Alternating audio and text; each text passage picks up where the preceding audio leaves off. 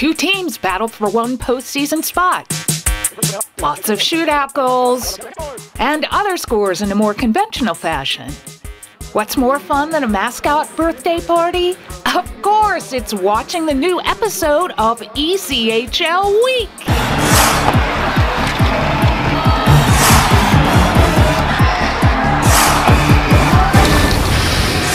Hi, welcome to another edition of ECHL Week. This time we come to you from the Infinite Energy Arena in Duluth, Georgia, home of the Atlanta Gladiators.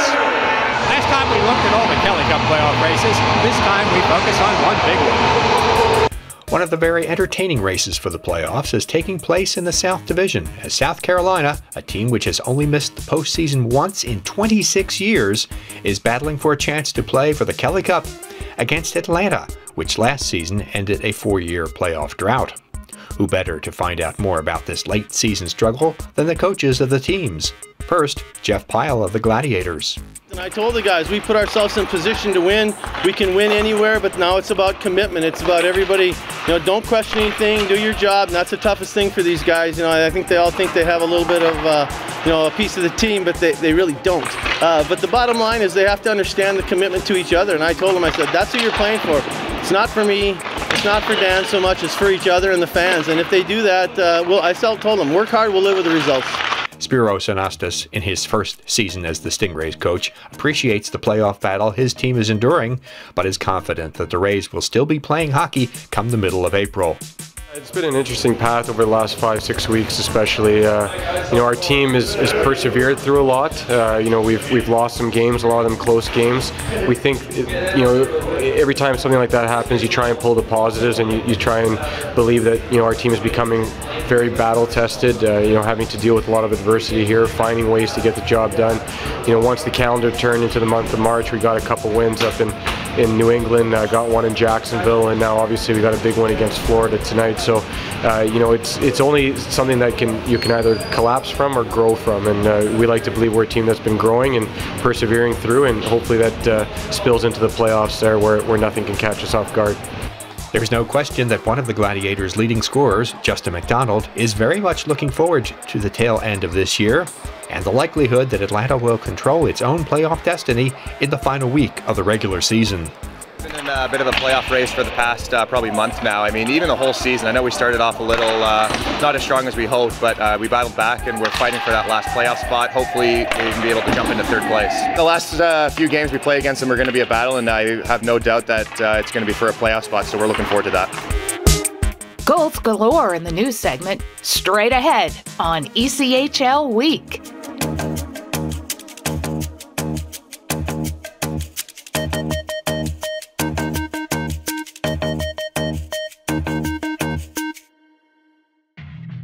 NHL players have amazing talent, and some of the very best developed right here in the ECHL.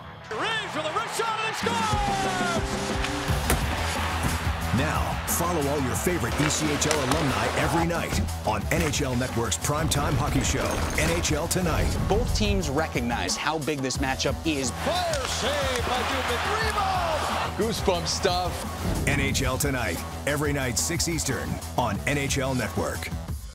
Roll over. When you adopt a shelter pet, you discover all the things that make them unique. And your mother. They're a little bit of a lot of things, but they're all pure love.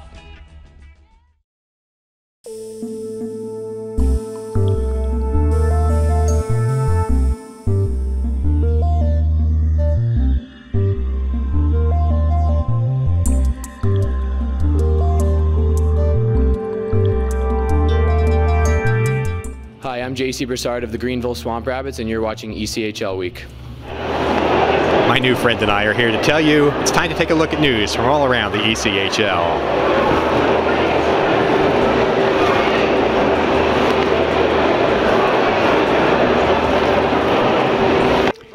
It's the first season for both the Newfoundland Growlers and Maine Mariners, but they came very close to putting their team names in the ECHL record book for the first time last week. The teams battled to a shootout last Sunday afternoon, and in the shootout, they battled too. It took Wade Murphy's second goal of the penalty shot competition in the 18th round to give the Mariners a 5-4 come-from-behind win. The mark for ECHL shootouts is 21 rounds, and records indicate only 3 league games have ever gone longer than last week's contest. In one bit of drama, the Growlers' Evan Newgold appeared to beat Mariners goaltender Chris Snell in the 11th round for a goal, but after conferring, the officials ruled Nell got a piece of the puck first. Newfoundland goaltender Eamon McAdam turned aside 13 shots in the shootout, but it wasn't enough as the North Division leaders endured their 5th straight game without a victory. 4 players had 2 attempts in the shootout, but Murphy was the only one who scored twice in what was very likely an ECHL first.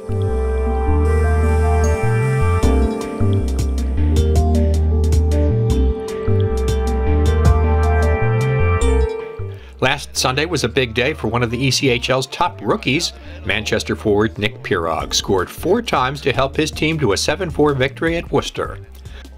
The former Clarkson University captain notched a pair of first-period goals and then earned his 30th goal of the season in the middle stanza. He capped off his special afternoon with a score into an empty net. He's the 6th player in the league to get to 4 in a game in 2018-19.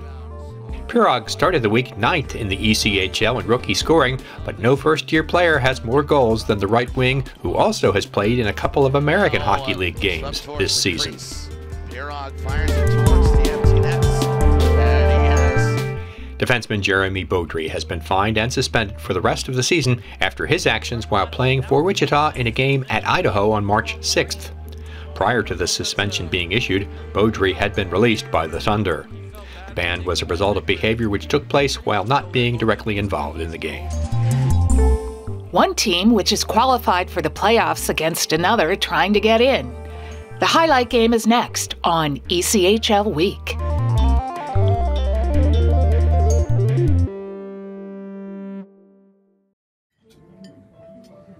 This is nice.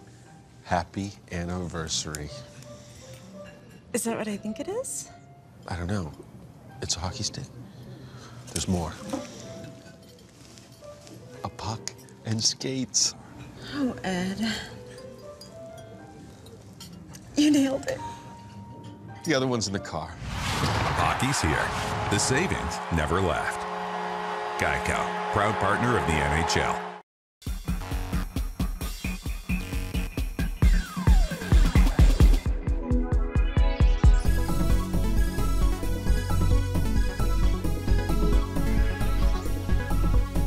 Hi, I'm Blake Winicky of the Florida Everblades, and you're watching ECHL Week. We're well into March, and that means just about every game has playoff implications. Here's another one on our highlight game of the week. Penalty kill at 83%. Now they got a breakaway. Short-handed. Blake Winicky is stopped with the rebound. He scores. Now Bessie to the point. Shot by McGannity. He scores. First goal of the season for Patrick McGannity. And the undergarments come flying here at the North Charleston Coliseum. Settle down a little. Now here's Riker Killens. He scores! Charbonneau dropped it for Killens. Killens down the side to the front. They score! This time, it's Riker Killens. Bessie fighting through a check, keeping it alive. Bessie centering pass, a chance for Liberati, he holds, Charbonneau scores! Finn in front, had it blocked, now a shot, they score! Matt Finn puts it into the back of the net, a power play goal. Milner with a right pad save, left another rebound, now a shot by Shepard, and a save made, rebound, they score! Gratton keeps it in, he scores! Josh Gratton! Well, now back to the point for Finn. Far side, Shepard. Shepard shoots, he scores! 7 seconds to go. Askew trying to clear. Into the skates of McCarron and out! And Chernichin has an empty net! He scores! Andrew Chernichin! An empty net goal! And the Stingrays are getting the win! Voices of the ECHL. Today, Tyson Whiting of the Utah Grizzlies. How did you get your start in hockey broadcasting? I was working with a sports talk radio station in Salt Lake City, and I happened to be the guy that was in the studio during Utah Grizzlies games, and I'd be the guy pushing the buttons, making sure the commercials would play. And there I met Adrian Denny, who was the voice of the Grizzlies at that time, and we became good friends. And all of a sudden, there was an opening to do some game night PR, and the radio station I was at folded about a month later. Then all of a sudden started getting a little bit more responsibility with the Grizzlies, started doing some Grizzlies TV stuff, started doing a little bit more features, and then Adrian left for the Tucson Roadrunners, and there was an opening, and I just put my name in the hat, and luckily they chose me. What's the most challenging part of preparing for a game?